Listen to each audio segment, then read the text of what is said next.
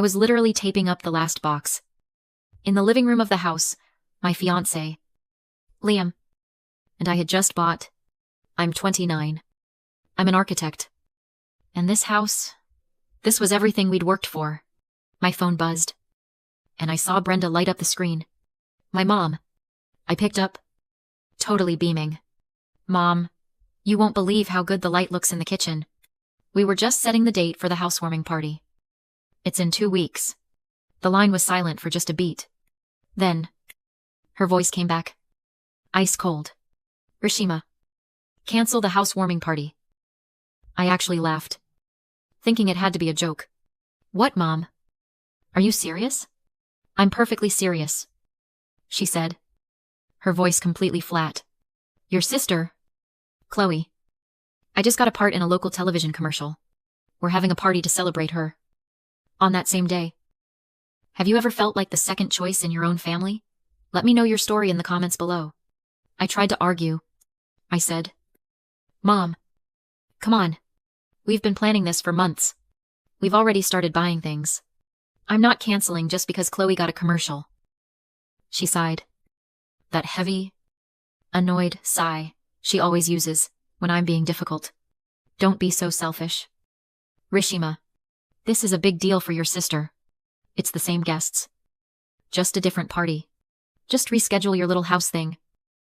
I felt that old, familiar anger rising in my chest. The kind that feels cold and heavy. No way. Mom, I said, my voice firm. This is our house. We're talking about our home. I am not canceling. End of story. She started to yell, her voice getting high and shrill. But I didn't even bother to listen. I just hung up the phone. I sat there on a cardboard box, just staring at the phone in my hand. That's when Liam walked in. He's 30. A financial analyst. And the most stable thing in my life. He took one look at my face and knew. He didn't even have to ask. Brenda, he said.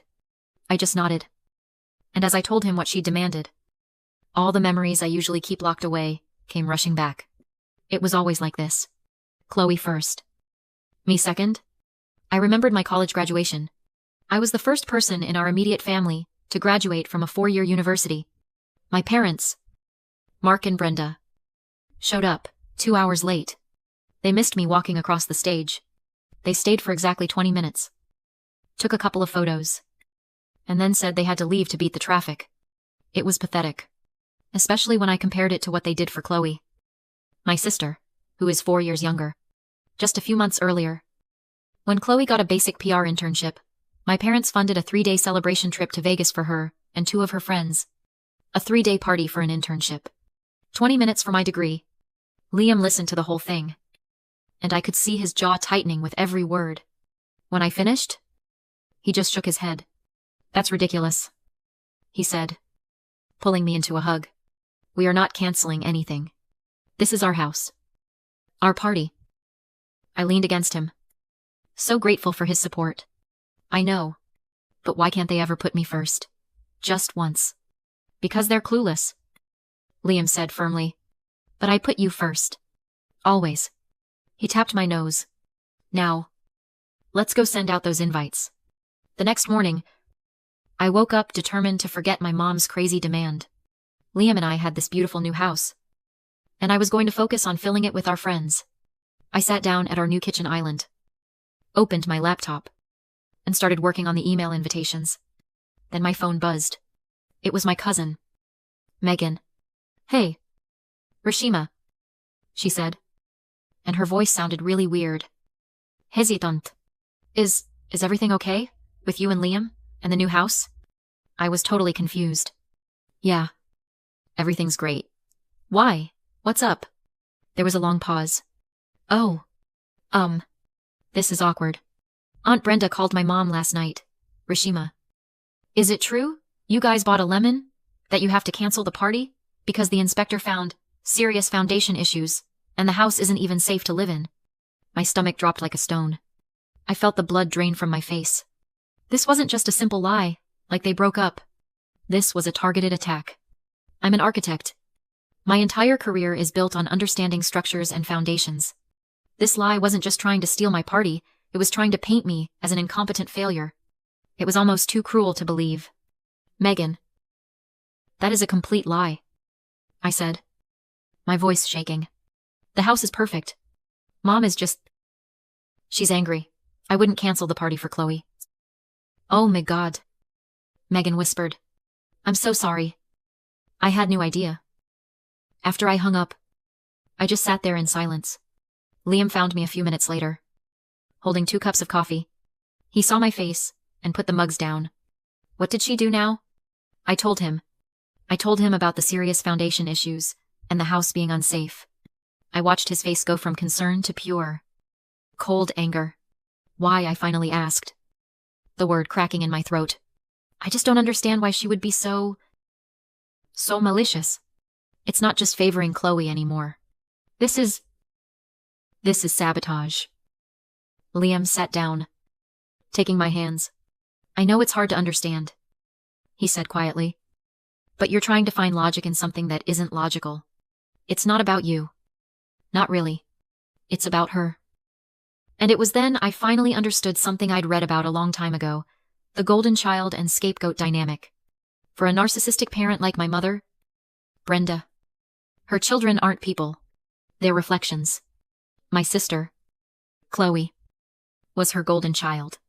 She was the mirror. Chloe's minor successes, getting an internship, landing a tiny part in a local commercial, were things my mom could claim as her own success.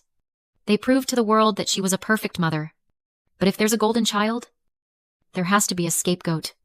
That was me. I was the container for every single thing Brenda couldn't stand about her own life. My independence, my career, my stable relationship with Liam. None of that reflected back on her. So it was a threat. My success was my success, not hers. And she couldn't stand it. By buying this house, I wasn't just building a life, I was proving I didn't need her. And by refusing to cancel my party, I was telling her that her golden child's needs didn't come before mine. That was an offense she couldn't forgive. So she had to tear my achievement down. Paint my beautiful, solid house as a crumbling failure. Because in her world, only one of us was allowed to win. We have to fix this, I said, my voice suddenly hard. The hurt was turning into something else. Determination. She's not getting away with this. We spent the rest of the night doing damage control, calling every relative, sending out a mass email with photos of the inspection report, and posting on social media that the party was absolutely 100% still on. It was humiliating, but it had to be done. The day of the party arrived, and I was a complete mess. I was so nervous, I felt sick. Liam kept telling me it would be fine, that our real friends would show up. But I couldn't shake the image of us standing alone in our beautiful new living room, surrounded by food no one would eat. My mother's lie about the foundation issues felt so specific, so cutting. I was sure it had worked. Liam squeezed my hand. Ready? He asked. I took a deep breath, braced myself for the humiliation, and pulled open the front door. I couldn't believe my eyes. The house was packed. It wasn't just a few friends, it was buzzing. Smiling faces turned to greet us. And this warm, fuzzy feeling washed over me. People were everywhere. In the kitchen, spilling out onto the back patio, holding drinks, laughing. My Uncle Robert, my dad's brother, came up and gave Liam a hearty slap on the back. Of course we came, he boomed. Did you really think we'd miss this? I've got to say. Rashima, that rumor about your house having a bad foundation was the craziest thing I've ever heard. As soon as I heard it, I told your aunt. Brenda's at it again. That woman. Anyway, the house is beautiful. The foundation looks pretty damn solid to me. I laughed. A real laugh. Feeling lighter than I had in weeks. I guess it is, I said. The party was in full swing when my grandmother, Esther, who is 81 and sharp as a tack, motioned for me to come into the quiet study. She closed the door and took both my hands. Her hands were wrinkled, but her grip was strong. I know what Brenda did, she said, her voice quiet. She's always been jealous of you. You know, even when you were little. I know, Grandma. No. You don't know everything, she said, her eyes twinkling. I'm going to tell you a little secret. Something I never even told your mother. She paused, looking proud. Years ago, when you first graduated and wanted to rent that tiny studio apartment to start your career, you were short on your credit history. The landlord wouldn't approve you. I stared at her, confused. But I got the apartment. Yes, you did, she said, squeezing my hands. Because I secretly co-signed the loan for you. I never told you because I wanted you to feel like you'd done it all yourself. And you did? You paid that entire lease off early. I knew then, just as I know now. You always land on your feet. You have a foundation made of steel. Rashima, don't you ever let my daughter make you doubt it? Tears welled up in my eyes. But this time they weren't from anger or humiliation. They were from gratitude. All these years, I thought I'd been fighting alone, but I'd had this secret protector. This guardian angel, who saw me for who I really was. The next day, Liam and I were relaxing on the couch amidst the post-party mess, just smiling. When my phone rang, my stomach flipped. It was Brenda. Against my better judgment, I answered. Hello. You ungrateful. Nasty girl, her voice screeched through the phone. I had to hold it away from my ear. How dare you? Mom. What are you talking about? Don't you? Mom! Me, she screamed. You've humiliated your sister. Only 7 people showed up to her party. 7. And they were just those nosy old aunts who'd go to anything. Lauren is crushed. This was supposed to be her moment. And you ruined it with your selfishness. I felt my patience, which had been stretched thin for decades, finally snap. Mom. I've been planning my housewarming for months. Chloe's party was a last-minute thing. And she knew it clashed. I'm sorry you're disappointed. But that's not my fault. Not your fault, she shrieked. Family comes first. Rashima. But clearly, you don't understand that. And before I could say anything else, she hung up on me. I was still staring at the blank screen where my mother's call had been when my phone buzzed again. This time, it was a text. From Chloe. My hand was shaking a little as I opened it. The message was short and venomous. Are you happy now? You ruined everything for me. I'm going to make you pay for this humiliation. I showed the message to Liam. He frowned, his eyes going dark. She can't be serious. But I knew she was. This was the shift. The problem wasn't just my mother's narcissism anymore. This was Chloe, my 25-year-old sister, promising a targeted attack. The next few weeks were quiet. Eerily quiet. I started to let myself believe that maybe the storm had passed. That Chloe's text was just an empty threat. Then, one afternoon, I got an unexpected call from Liam's mother. My heart sank. I always loved talking to her. But her tone sounded worried. Rashima. Dear. She started. And I could hear the hesitation. Can I ask you something a bit strange? Of course, I said, my pulse quickening. Well, she said. Liam's father and I received a very bizarre phone call this morning. It was from a young woman who said her name was Chloe. Your sister?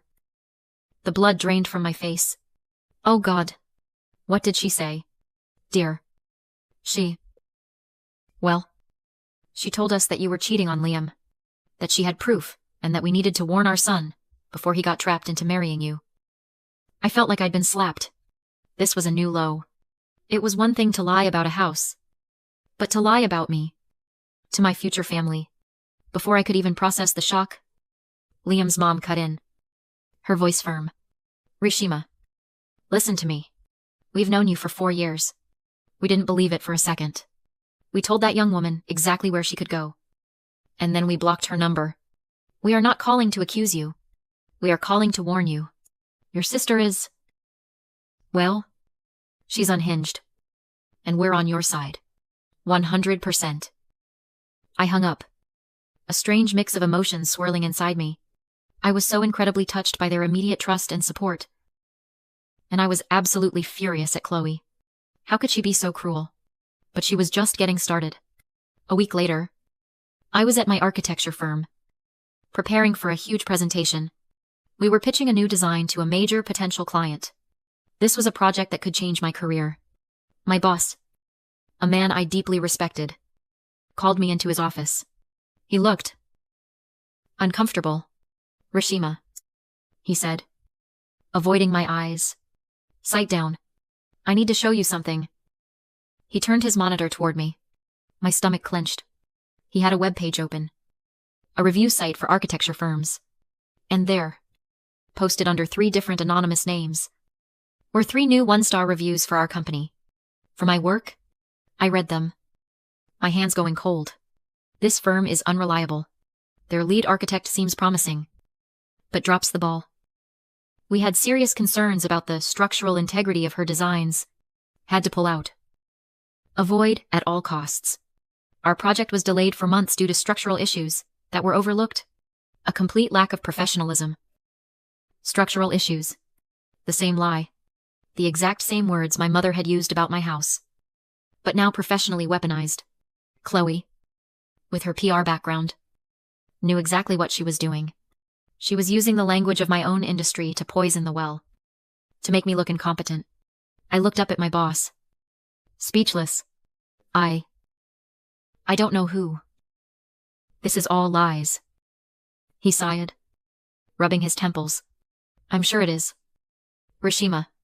But the client. They do their due diligence. And then he delivered the final blow. The presentation is off. The client called this morning. They said they've indefinitely postponed the meeting. Citing reputational risk they found in online reviews. I just sat there. Frozen. The floor had just dropped out from under me. This wasn't a family fight anymore. This wasn't about a party. Chloe had brought the war to my livelihood. She was trying to ruin the one thing I had built for myself. This wasn't just revenge. This was an attempt to destroy me. I didn't have to do anything. Chloe did it all herself. In her obsession to make me pay. She got sloppy. She became so consumed with her smear campaign that her actual work at the PR firm completely fell apart. She was spending all day on her work computer. Not for her clients, but for her bizarre vendetta against me. Using company resources and databases to find new places to post her anonymous structural issues reviews. Apparently, her boss had already warned her twice about her performance and her erratic, paranoid behavior. The final straw came when her boss, a sharp woman in her 50s, noticed Chloe was billing hours for a client she wasn't even assigned to. She did a quiet investigation and found everything.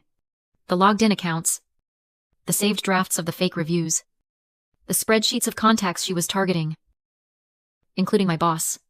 Chloe was called into the office. She was fired on the spot.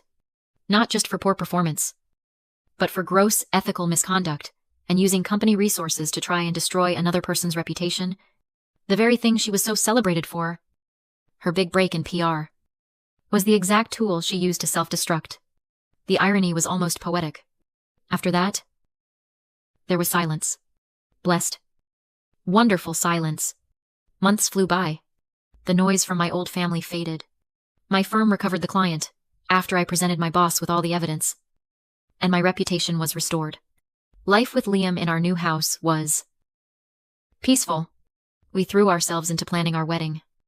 Not with stress, but with actual joy. One evening, we were sitting at our dining room table. The one we'd bought after the housewarming party. Stacks of beautiful, cream-colored envelopes were piled up, ready to be mailed. I was addressing the last few, my hand cramping. But I was smiling. And then I got to the bottom of my list. There were 3 envelopes left. 3 blank spaces on my list. Brenda. Mark. Chloe. I just stared at them. My pen hovered over the first envelope.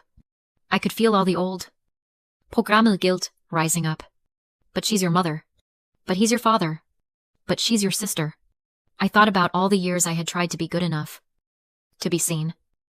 To earn the love they gave Chloe so freely. Liam found me there. Just staring at the paper. He didn't say anything.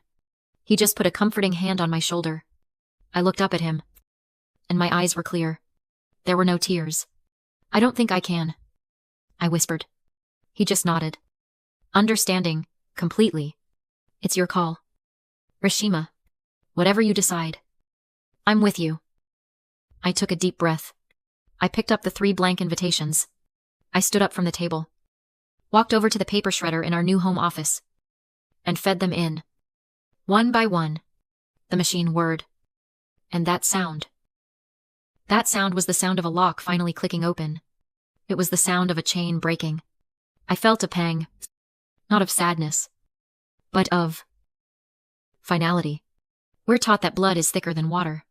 It's a phrase that's used to demand loyalty, to excuse toxic behavior, to make you feel guilty for choosing your own peace. We're made to feel like monsters for walking away from the very people who have hurt us the most. But I realized, standing there, that we've got it all wrong. The original saying was, "The blood of the covenant is thicker than the water of the womb." It meant that the bonds you choose, the family you build, the people who show up for you, are stronger than the family you were just born into by chance. Letting go of my bloodline wasn't a failure. It wasn't an act of cruelty. It was a final, necessary act of self-preservation. It was the moment I stopped begging for a seat at a table where I was never wanted, and finally turned to set my own. It was a painful, bittersweet, and absolutely necessary liberation. This day wasn't about them. It was about us. And they didn't deserve to be there. The weeks flew by. And before I knew it, our wedding day had arrived. It wasn't a big, lavish affair. We held it right in the backyard of our new house. The one with the foundation that was, as it turned out, perfectly solid, standing there in the garden. Under a simple archway, Liam and I had built together. I looked out at the faces of the people who had come to celebrate with us. My grandma, Esther, was dabbing at her eyes with a handkerchief. My Uncle Robert was beaming, giving Liam a thumbs up. My cousin Megan was smiling. And right beside her, Liam's parents were looking at me with so much pride. Like I was already their own. There was no drama. No screaming. No last-minute demands. No one was there trying to steal the spotlight. It was just warm. As I reached Liam and he took my hands in his prode, I felt a deep, profound sense of peace settle over me. This was where I belonged. Later, at the reception, as Liam and I swayed to our first dance on the patio, I rested my head on his shoulder. I realized then that our housewarming party all those months ago, it wasn't just about celebrating a new house. It was the first day of my new life.